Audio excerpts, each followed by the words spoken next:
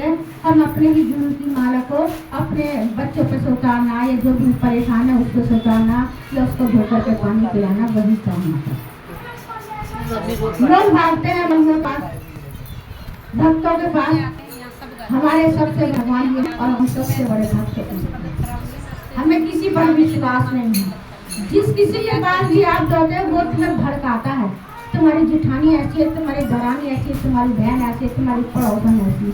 हकीकत में क्या है? हमारे कर्मों का फल। जब हम कर्म करते हैं उस वक्त हम सोचते नहीं है, और जिस वक्त हमें उस कर्म का फल मिलता है तब लगता है कि हाँ, दूसरों को थोप देते हैं, फलाने ने ऐसे किया, फलाने ने ऐसे किया, फलाने ने ऐसे किया। लेकिन महादेव की की माला तो जो जतेगा, क्योंकि वो जो रुद्राक्ष की जो माला है वो भोलेनाथ की आँख के आंसू है। उन आंसुओं को हम अपने हृदय से लगा के रखते हैं, और जब ये रुद्राक्ष की माला हमारे हृदय से लगी रहती है तब हमारे मन में चाह कर के भी हम किसी से बदले की भावना नहीं। क्यों? कि रुद्राक्ष ही हमें महादेव की याद दिलाता है, बार बार याद दिलाता है कि तू तो उस महादेव की शिष्य है, अपने मुख से कुछ ऐसी बात ना बोले जो किसी को प्यारे।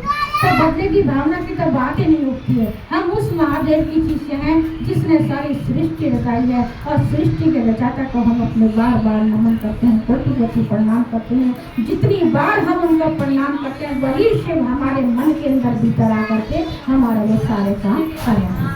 हमें किसी का आगे हाथ फैलाने की जरूरत नहीं पड़ती है। आज देखिए, जितना भी आज आपको हकीकत बताती है, कहीं कीर्तन में हम नहीं जाते, कहीं चर्चा में अगर हम जाते हैं, चर्चा जो कोई कराता है उसका जो चढ़ावे का जो पैसा होता है हम उसको मंदिर में लगाते हैं।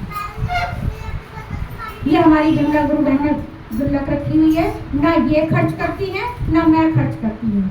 जो मशीन के 200 रुपये मिलते हैं उसका भी मैं खर्च नहीं करती हूँ। कहीं मंदिर में किसी को दान करना, झुग्गियों में किसी को खिलाना, कभी किसी को भूखे खिलाना, मछलियों पर वो सब पैसा जमा कर करके 8,000, 10,000, 15,000 जब भी हो जाते हैं तभी हम ये धर्म का काम अपना दोनों में भी करते हैं।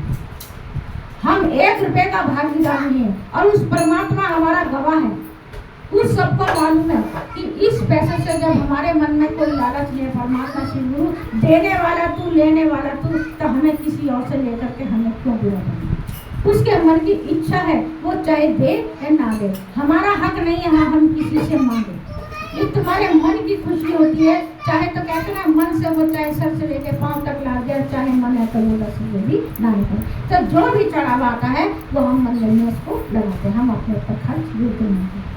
क्योंकि कहते हैं ना कि परमात्मा के दिए में ही गुजर और बसर होता है, इनमें गुजर बसर नहीं है। ये तो दान का पैसा है, और इसमें मिला करके हम उस दान को दान पेटी में डालकर या दान का कोई कार्य कराते। बस ये थोड़ी सी सेवा है, हमें थोड़ा सा सहारा मिल जाता है, ताकि उसमें अगर 10 रुपये है तो 10 रुपये हम अपनी तरफ से डाल करके वो सेवा को हम महादेव की चरणों तक पहुँचाते। बस ये काम मैं आपको बताना चाहती हूँ कि जो काम हम करते हैं वही काम आप अगर 10 रुपये निकालो, 5 रुपये निकालो, दरवाजे पे कोई आता है उसको 1 मुट्ठी अगर आप आटा डालो या 1 मुट्ठी चावल डालो, चीनी डालो, न जाने किस देश में वो महादेव नहीं।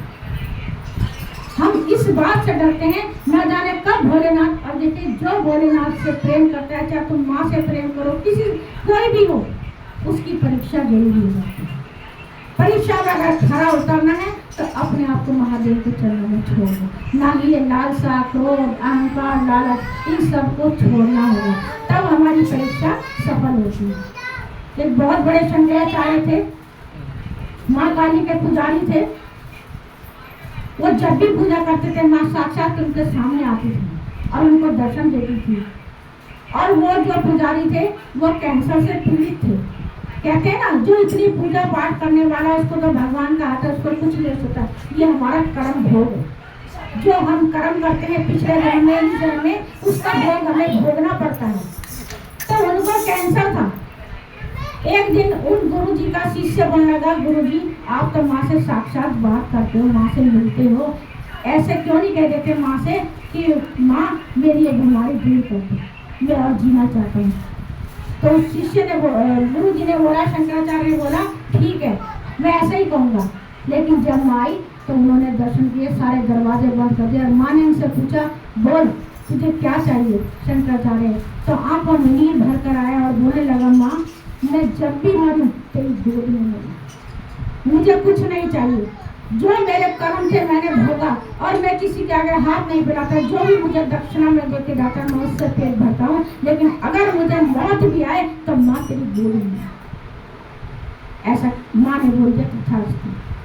और जब वो बाहर निकले तो वही चेले ने पूछा, गुरुजी आपने माँ से क्या मांगा? तो उसने बोला, मैंने जो मांगना था मांग लिया। कहते अपनी बीमारी के लिए कुछ मांगा? कहता हाँ, जो मुझे मांगना था चाहिए था मैंने लिया। और जब उनके प्राण निकले तो सलामत माँ की गोद में ही। तो सब कुछ उनका दिया हुआ है, हमारा कुछ नहीं है। हमारा वो है जो हमारा कर्म है।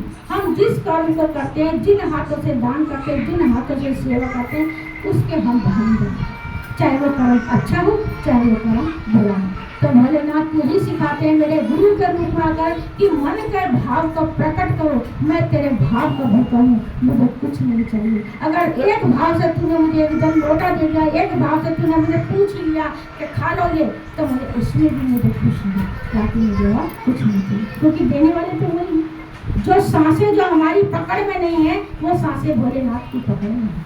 हर इंसान को अहंकार आया था, मैंने ये किया मैंने वो किया।